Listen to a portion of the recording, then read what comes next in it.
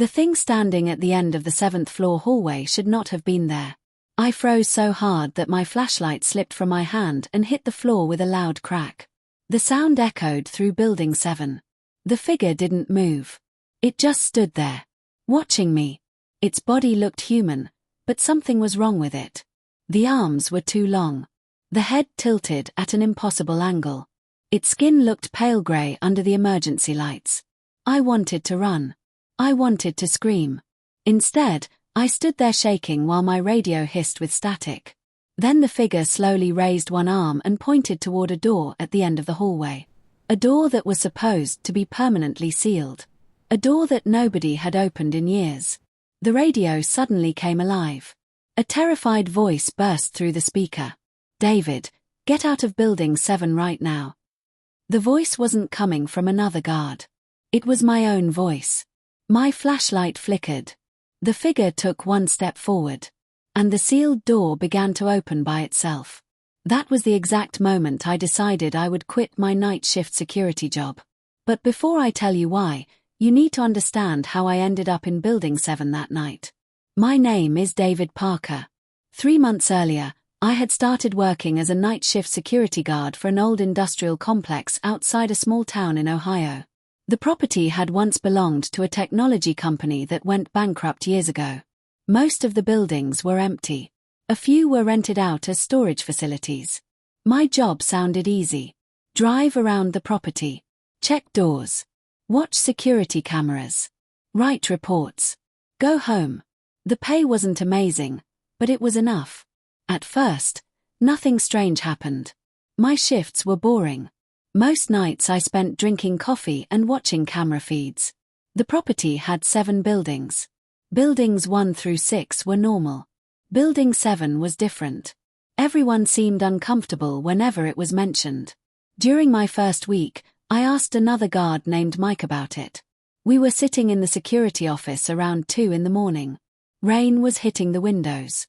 The monitors filled the room with blue light. "So what's the deal with Building 7? I asked. Mike immediately stopped smiling. His eyes moved toward the security cameras. Then he looked back at me. "Stay out of it." I laughed. "Seriously?" "I'm serious." He took a sip of coffee. "Just do your patrols and leave Building 7 alone." That answer only made me more curious. Over the next few weeks, I asked other guards. None of them gave me a clear answer. Some changed the subject. Some acted annoyed. One guard named Eric simply said, "If you hear something in Building 7, don't investigate." I thought they were messing with the new guy. Every workplace has its ghost stories. I figured this was theirs. Then strange things started happening. The first incident seemed harmless. I was watching the camera feeds around midnight. One monitor showed the entrance to Building 7. Everything looked normal. Then I noticed movement. Someone was standing near the front door. At least, I thought it was someone. The figure stood perfectly still. I zoomed in. The image became blurry. For a moment, it looked like a tall man. Then the camera glitched. The screen flashed. When the picture returned, the figure was gone. I checked the recording. Nothing. The footage showed an empty entrance the entire time. I assumed the camera had malfunctioned. A few nights later, I heard footsteps. Heavy footsteps. They came from directly above me.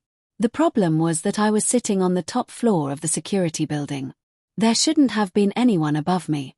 The footsteps continued for almost 5 minutes. Slow. Deliberate. Back and forth. Back and forth. I grabbed my flashlight and checked the roof. Nothing. The roof was completely empty. After that, the strange events became more frequent. Doors would appear unlocked even though I had checked them earlier. Lights turned on inside empty buildings. Motion detectors triggered for no reason. Each time, the report somehow connected back to Building 7. One night, I found a maintenance worker smoking outside. His name was Carl. He had worked there for nearly 20 years. I decided to ask him, "What's the story with Building 7? Carl stared at the cigarette in his hand. For several seconds he said nothing. Then he looked at me. You ever get the feeling a place doesn't want you there? I shrugged. Sometimes. Building 7 doesn't want anyone there. I laughed nervously. Carl didn't. There was an accident years ago. What kind of accident? He hesitated. Depends who you ask. Before I could question him further, he walked away. That conversation stayed in my head. A few days later, curiosity got the better of me. During my patrol, I decided to spend extra time around Building 7. The structure sat farther away than the others. Trees surrounded it. Most of the windows had been covered with metal panels. Even during daylight, it looked abandoned.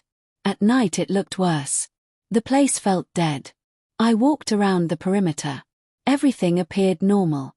Then I noticed something strange. One window on the 3rd floor wasn't covered. The glass reflected my flashlight. As I turned away, I caught movement. Someone was standing behind the glass. I quickly pointed the flashlight back. The window was empty. My heart pounded. I stared for nearly a minute. Nothing moved. Finally, I convinced myself it had been a reflection. Still, I couldn't shake the feeling that someone had been watching me. The next week brought a storm. Thunder rolled across the property. Lightning flashed constantly. Around 1 in the morning, every camera connected to Building 7 suddenly went offline. All of them. At the same time. That had never happened before. I radioed Mike. Did you see that? His response came immediately. Stay in the office. What if someone broke in? Stay in the office. His voice sounded unusually tense. I watched the blank screens. 10 minutes later, the cameras came back online. Everything appeared normal. But one thing caught my attention. The front door of Building 7 was open. I knew for a fact it had been closed earlier. I checked the recording. The cameras had gone dark. When they returned, the door was standing open. No footage showed how it happened. The next morning I asked Mike about it. His face became pale. Forget it. Forget what? The building. You're acting weird. He stared at me. You want advice? Sure. Some questions don't have answers you want. That was all he said. A week later, Mike quit. No warning. No explanation. One day he was working. The next day he was gone. The company brought in another guard. Nobody talked about Mike again. That bothered me. The man had worked there for years. Yet everyone acted like he had never existed. As the weeks passed, I became obsessed with Building 7. I started reviewing old incident reports. Most were ordinary. Broken locks. Power outages. False alarms. But one thing stood out. Every few months, there was a report mentioning unexplained sounds. Footsteps. Voices. Scratching noises. The report stretched back years. Then I found something even stranger. Several reports had been deleted. Entire sections were missing. Someone had intentionally removed them. That was when I discovered the basement key. It was hidden inside an old filing cabinet in the security office. Attached to the key was a faded tag. Basement. Building 7. I shouldn't have taken it. But I did. For days I carried the key in my pocket. Part of me wanted answers. Part of me wanted to throw it away. Then everything changed. It happened on a Tuesday night. My shift began normally. The weather was clear. The property was quiet. Around midnight, the fire alarm inside Building 7 activated. The control panel showed an emergency alert. I checked the cameras. Nothing appeared unusual. No smoke. No fire. Company policy required a physical inspection. I radioed the supervisor. No answer. I called again. Nothing. The line remained silent. For some reason, every other radio channel worked except his. I didn't like it. But protocol was protocol. I grabbed my flashlight, got into the patrol vehicle, and drove toward Building 7. The entire ride, a strange feeling settled in my stomach. The closer I got, the worse it became. The building looked darker than usual. Almost like it was absorbing the moonlight. I parked near the entrance. The alarm had stopped. Everything was silent. Too silent. I approached the front door. It was already open. My pulse quickened. I knew I should wait for backup. But there was no backup. So I stepped inside. Dust floated through the beam of my flashlight. The air smelled old. The lobby was empty. I began checking each floor. The first floor was clear. The second floor was clear. The third floor felt different. The temperature suddenly dropped. My breath became visible. Then I heard it. A voice. Very faint. Somewhere down the hallway. It sounded like someone whispering my name. David. I spun around. Nobody was there. The whisper came again. David. This time it sounded closer. I gripped my flashlight tighter. Every instinct told me to leave. Instead, I continued deeper into the building. The whisper stopped. For several minutes, nothing happened. Then I reached a stairwell. On the wall beside it, someone had written a message. The words looked fresh. As if they had been written recently. The message said, "He is still here." A cold chill ran through me. Because I knew that message hadn't been there before. I had checked this floor only 2 nights earlier. My radio crackled. Static filled the speaker. Then a voice emerged. A terrified voice. My own voice.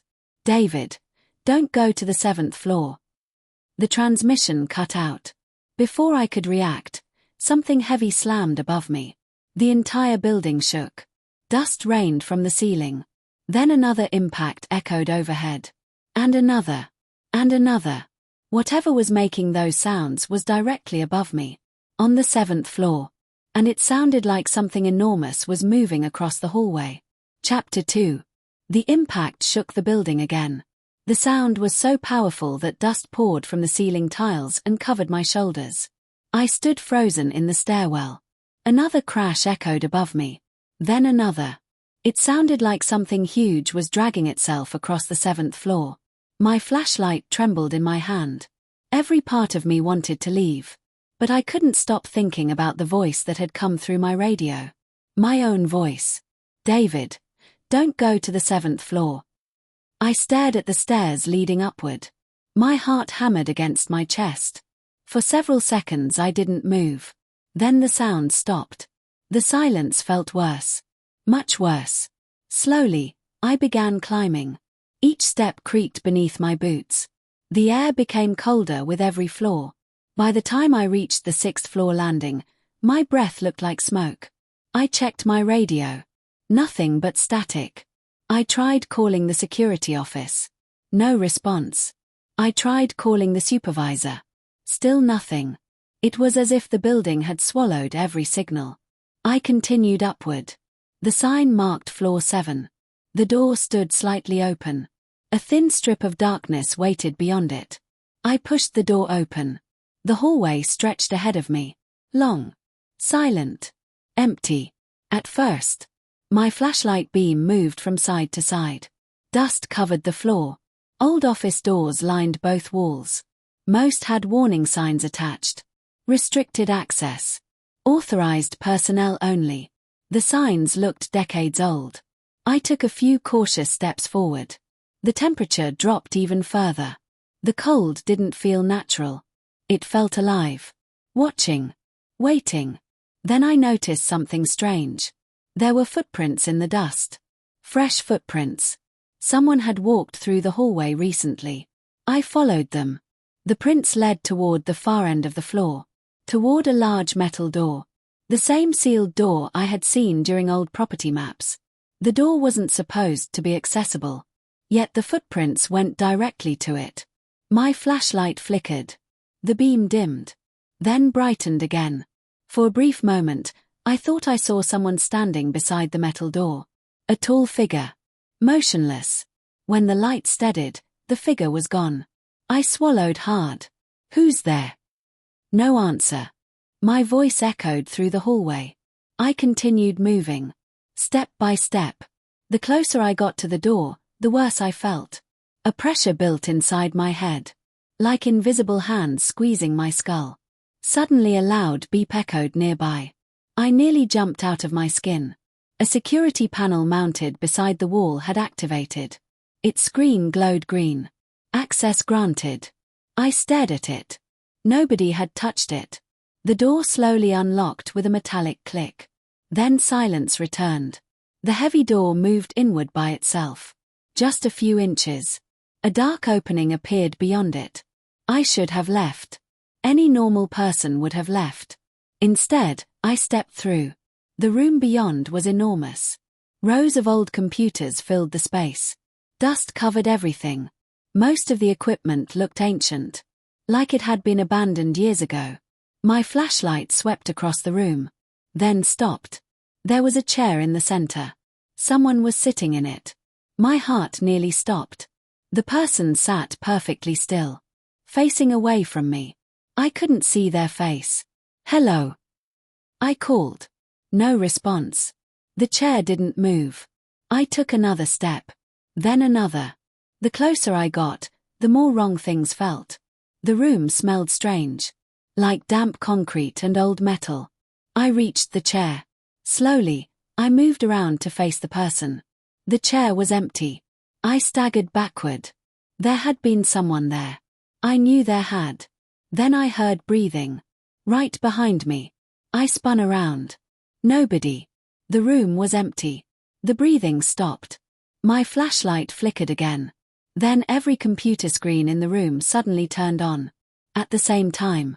Dozens of monitors glowed blue. The sudden light nearly blinded me. Static covered every screen. Then words appeared.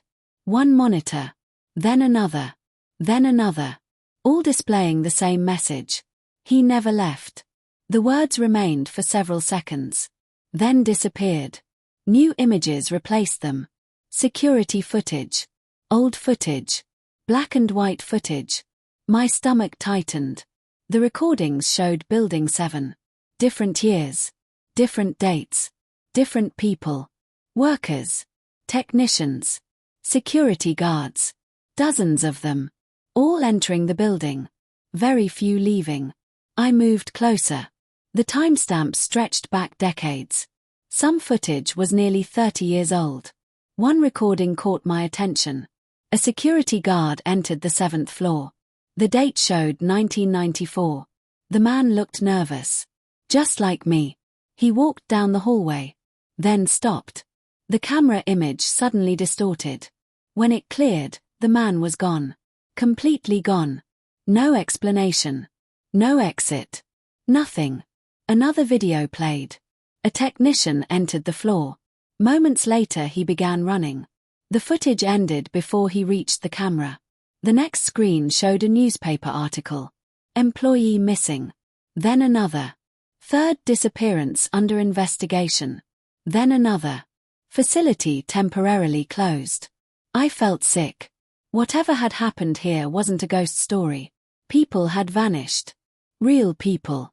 My radio suddenly crackled. A voice emerged through the static. "David." I froze.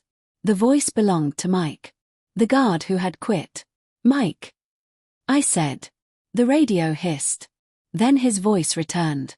"If you're hearing this, get out now." My pulse raced. "Mike, where are you?" "Leave the building." "What happened here?" The radio remained silent. Then came his answer. "He found me." The transmission ended. The word sent a chill through my entire body. He found me. Who? Before I could think further, every monitor shut off. Darkness swallowed the room. Only my flashlight remained. Then I heard footsteps. Slow footsteps. Coming from outside the room. In the hallway. One step. Pause. Another step. Pause. The sound moved closer. I backed away from the doorway. The footsteps continued. Closer. Closer. Closer. Then they stopped directly outside. The hallway fell silent. I aimed my flashlight toward the opening. Nothing appeared. No movement. No sound. Several seconds passed. Then a face slowly emerged around the corner. I nearly screamed. It was Mike. Or at least it looked like Mike. His security uniform was dirty. His skin looked pale. His eyes were wide. Too wide. He stared directly at me. For a moment neither of us moved. "Mike," I whispered. He didn't answer. Instead, he slowly raised one finger to his lips, telling me to stay quiet. Then he pointed behind me. My blood turned cold. Because his expression suddenly changed. Fear flooded his face. Real fear. The kind of fear you can't fake. I turned around. Nothing stood behind me. The room was empty. When I looked back toward the doorway, Mike was gone. The hallway stood empty. I ran after him. "Mike!" No response. I reached the hallway. Nobody was there. The entire floor looked abandoned again. Then something caught my eye. A file folder lying on the ground. It hadn't been there moments earlier. I picked it up. Inside were old documents. Research reports. Personnel records. Incident logs. Most of them referred to a project that had operated inside Building 7. The project name had been blacked out. But one phrase appeared repeatedly. Subject 7. The deeper I read, the more disturbing the reports became. The documents described experiments, observation periods, containment failures, psychological effects, hallucinations, missing personnel. One page stood out from the rest. It contained a handwritten warning. "Do not let it learn your name." I stared at the words. A chill spread through my body. Because whatever was in this building had already spoken mine. A loud bang exploded somewhere nearby. I jumped. Another bang followed. Then another. The sounds came from the hallway. Office doors were slamming shut one after another. Bang, bang, bang. The noise raced toward me. Like something invisible was moving through the corridor. Every door slammed closed. One by one. Getting closer. Closer. Closer. The final office door beside me slammed shut so hard the glass shattered. Then silence. I stood motionless. My flashlight shook violently. A low sound drifted through the darkness. A voice. Whispering. Not from one direction. From all directions. Hundreds of whispers. Thousands. Every whisper repeated the same word. My name. David. David. David. The voices grew louder. The hallway lights suddenly switched on. Every single one. For the first time, the entire 7th floor became visible. And that's when I saw them. People. Standing inside every office. Men. Women.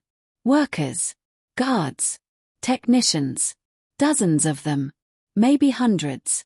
They stood motionless behind the glass walls. Watching me. None of them blinked. None of them moved. Every face stared directly at me. Then, at exactly the same moment, every one of them slowly raised an arm and pointed toward the far end of the hallway. Toward the sealed door. The same sealed door that should never have been opened. And as I watched in horror, the massive metal door began to swing open on its own. Something was standing inside the darkness beyond it. Something much taller than a human being. And it had already started walking toward me. Chapter 3. The thing stepped out of the darkness. At first, I couldn't understand what I was looking at. It was too tall. Far too tall. Its head nearly touched the ceiling. Its arms hung unnaturally low, almost reaching the floor. The hallway lights flickered. For a brief second, the figure disappeared. Then the lights steadied. It was closer. Much closer. I stumbled backward. Every office around me remained filled with silent people staring through the glass. None of them moved. None of them blinked. The whispers continued. David. David. David. The sound came from everywhere. The towering figure took another step. The floor vibrated beneath its weight. I turned and ran. My boots pounded against the hallway floor. Behind me, the whispers suddenly stopped. The silence felt worse. Much worse. I didn't dare look back. I sprinted toward the stairwell. My lungs burned. My heart hammered against my ribs. I shoved through the stairwell door and raced downward. 7 floors. 6 floors. 5 floors. I nearly slipped on the stairs. Something crashed above me. A loud metallic scream echoed through the building. The thing was following me. I could hear it moving. Slowly. Deliberately. Like it knew I couldn't escape. I reached the lobby and burst through the front doors. Cold night air hit my face. I ran to my patrol vehicle. My hands shook so badly I almost dropped the keys. The engine finally started. I slammed the vehicle into reverse. The tires screeched. I sped away from Building 7. Only when I reached the main security gate did I glance into the rearview mirror. Building 7 stood silently in the darkness. Nothing appeared unusual. No movement. No lights. No giant figure. No whispers. It looked like an ordinary abandoned building. I drove straight to the security office. The moment I entered, I locked every door. Then I sat at the desk trying to catch my breath. The clock showed 3:14 a.m.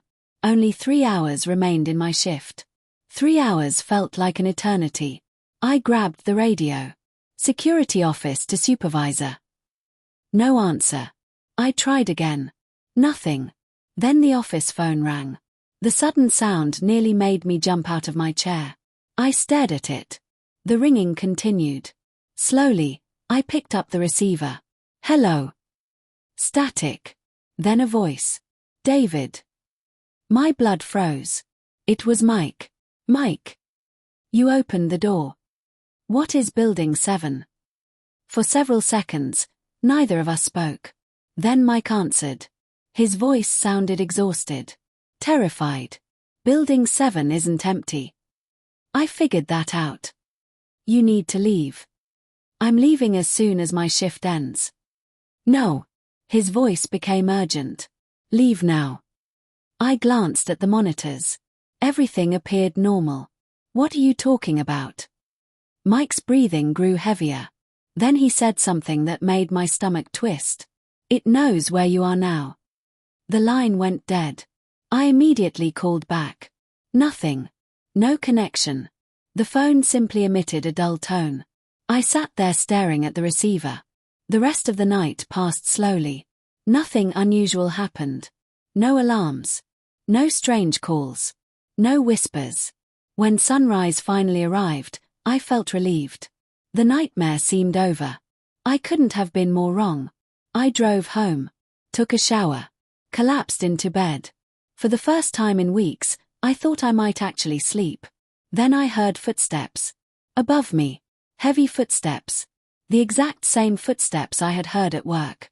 The problem was that I lived alone. I sat upright. The footsteps continued. Slow. Deliberate. Back and forth. Back and forth. My apartment didn't even have a second floor. There was no place above me. The sounds lasted nearly 10 minutes. Then they stopped. I didn't sleep at all. That evening I returned to work. I considered quitting immediately. But part of me needed answers. I needed to know what had happened. The moment I arrived, I went straight to the records room. The file folder from Building 7 remained inside my backpack. I spread the documents across a table. This time I read everything carefully. One report stood out. The date was nearly 30 years old. According to the report, Building 7 had originally housed an experimental research project. The project focused on behavioral observation. At least, that was the official explanation. The real details had been removed. Entire pages were blacked out. But one section survived. It described an incident. A containment failure. Multiple employees disappeared. Several security guards reported hearing voices. Others reported seeing people who weren't there. One sentence had been underlined several times. Subject 7 adapts through recognition. I read the sentence repeatedly. What did it mean? Adapts through recognition. The more I thought about it, the more it bothered me. Then I remembered the warning. Do not let it learn your name. A terrible realization began forming in my mind. The thing had spoken my name. The whispers had spoken my name. Maybe that mattered.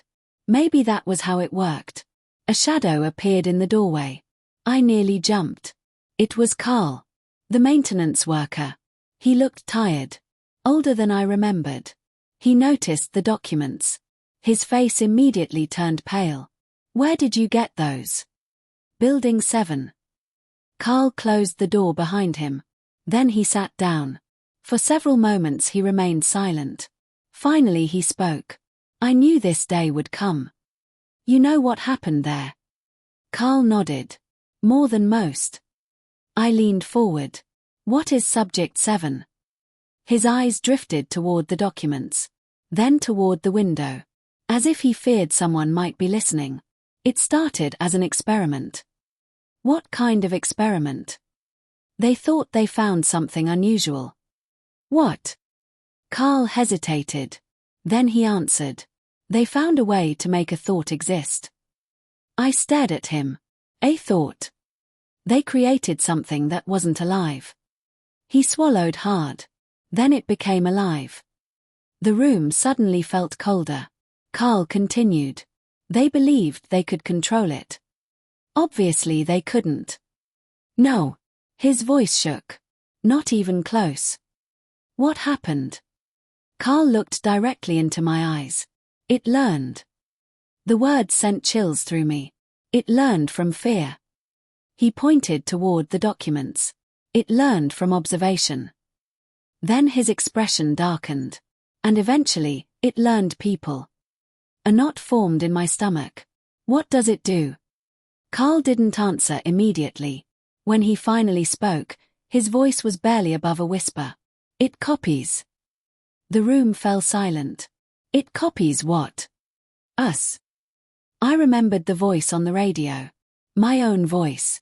The figure that looked like Mike. The whispers. Everything suddenly made sense. Or at least part of it did. Carl stood up. You need to quit. I'm planning to. No. His eyes widened. You don't understand. He pointed toward Building 7 outside. It doesn't stay inside forever. Before I could respond, an alarm suddenly exploded through the office. Every monitor flashed red. Emergency alerts filled the screens. My heart sank. The alarm originated from Building 7. Again. Carl stared at the monitors. His face lost all color. No. The word escaped his lips like a prayer. The security system displayed dozens of warnings.